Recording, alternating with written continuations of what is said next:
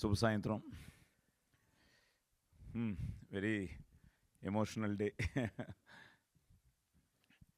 నాకు ఇప్పటికీ గుర్తు, ప్రేమ కావాలికి నాన్న, రే నేను హీరో అవ్వాలనుకుని వచ్చానురా, నేను హీరో అవ్వలేకపోయాను, సో నువ్వు అయ్యావు అని పోలీస్ స్టోరీ వచ్చి బెంగళూరులో సినిమా చూశారు.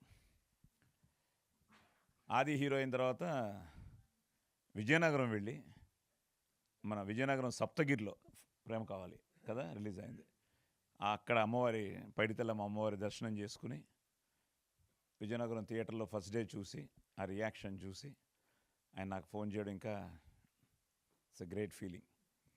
సో మళ్ళీ ఈరోజు అదే సప్తగిరిలో మళ్ళీ ఈరోజు రిలీజ్ అయ్యి మళ్ళీ ఈరోజు morning show full, evening show full, matinee full అంటుంటే ఎస్ అమ్మవారి ఆశీర్వాదమే. ఎందుకంటే ఈ సినిమాకి అమ్మవారి ఆశీర్వాదమే. రాజరాజేశ్వరి దేవి సినిమాలో అమ్మవారు. సో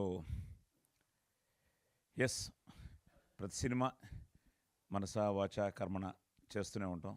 నాకు చైల్డ్ ఆర్టిస్ట్గా మొదలెట్టి 50 ఏళ్లలో 300 సినిమాలకు పైగా చేశాను, 1000 సినిమాలకు పైగా డబ్బింగ్ చెప్పాను.